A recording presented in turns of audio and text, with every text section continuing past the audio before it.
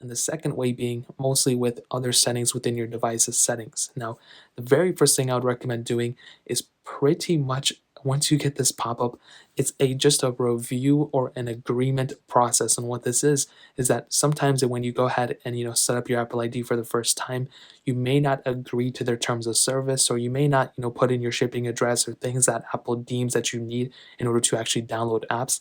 And this is totally okay because you can go ahead and modify these in the settings. But in this case, what you want to do is you want to go ahead and click review right there. So once you get this little pop-up, if you're able to replicate it again by downloading an app, I would recommend clicking review, and then you'll get into the prompt where you can go ahead and review the terms of service or whatever the case is and agree to those terms and service.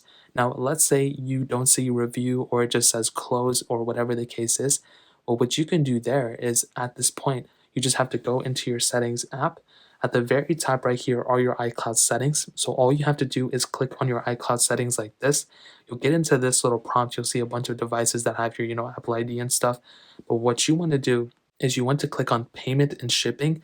And then at that point, you want to go ahead and it may prompt you for your password or something. And once you get into this little pop-up, you basically want to go ahead and add in your payment method and add your shipping address. This is typically what Apple wants. Sometimes, like I said before, it may not be exactly what's going to be fixing this issue, but is a step in the right direction.